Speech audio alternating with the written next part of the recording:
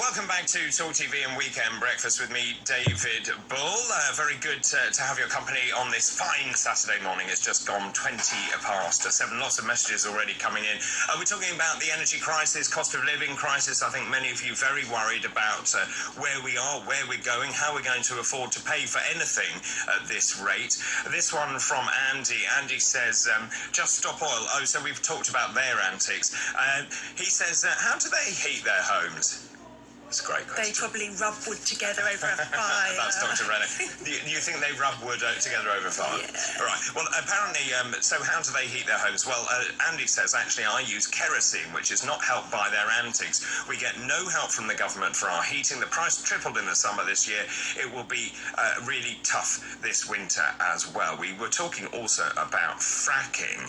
Rich Wright says, fracking only makes sense if the gas isn't sold at world market prices. The gas produced won't drive down domestic bills otherwise. It will just line the pockets of the energy companies. Please can you mention this when you discuss the subject? Now, my understanding is that gas is under UK soil, so UK territory. That means that we could have a nationalised company that takes out the £2 trillion worth of gas that is under our feet, and that would remain at the use and disposal of the UK taxpayer and does not have to be sold back onto the world market. That's my understanding of that. And therefore, you have a short-term solution to the problem whilst we do everything else, like build small modular reactors, like, for example, we actually have a proper energy mix, like, for example, we actually have a plan, unlike the current government.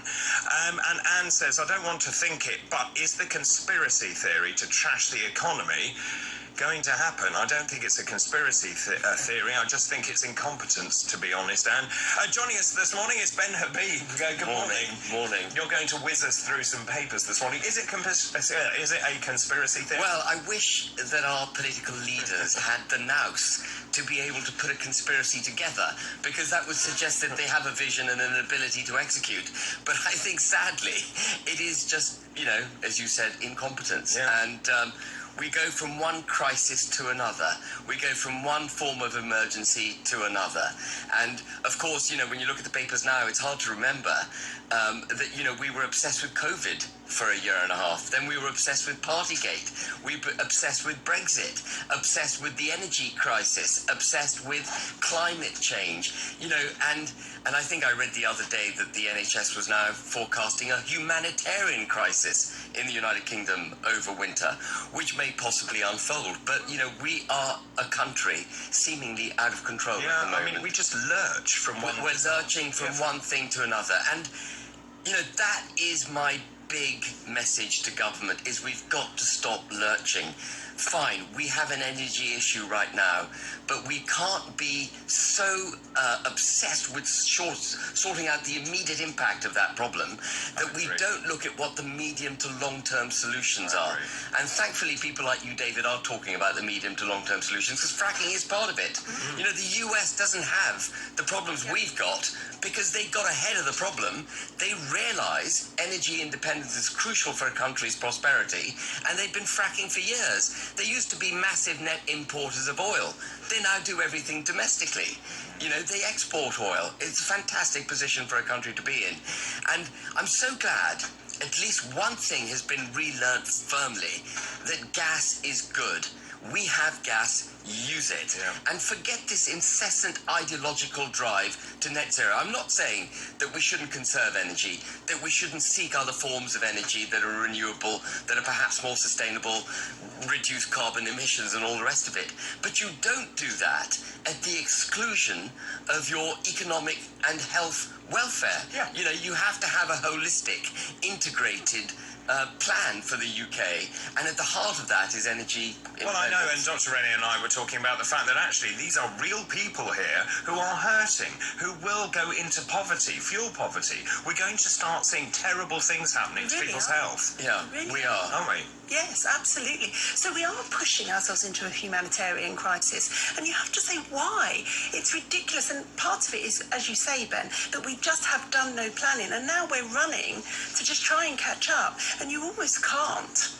You know, No, it's terribly just difficult. can't. And, you know, perhaps there's no point going back in time and saying, how did we get here? But I think it is helpful just to recognise that lockdowns caused what we are in now. Absolutely. We became so COVID obsessed that we locked down the economy.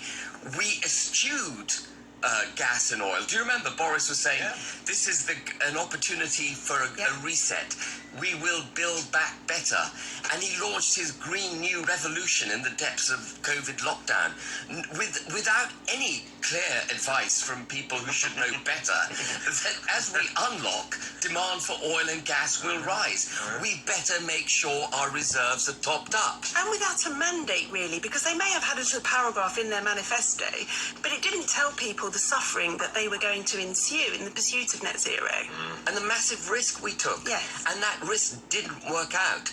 And we do know, by the way, what the cost of this energy crisis is, because very helpfully, one of the energy companies last week put a figure on it. And it's in the order of £100 billion. Yeah. You know, Well, I mean, this speaks to it. 25% of our energy bills are taxed, 20% is green tax, 5% is VAT. This country is spending $200 billion on HS2. I mean, I think that really sums up everything, really. It absolutely does. Absolutely does. In order to get to where? In a shorter half an hour. to get to Birmingham in 15 minutes. Exactly. I know. Right. Should we do some papers? Yeah, let's do some papers. Right. I mean, a lot of it obviously revolves around government incompetence because, you know, why wouldn't you discuss that? But it's not a subject I much like to discuss, but it hit me reading the page through of the Daily Mail today, and you see Harry, who's been this advocate for, climate and the climate emergency and everyone having to cut back. And there's Harry with his first world problems, having to deal with Meghan's difficulties, entirely emotional and mentally related as far as I can see.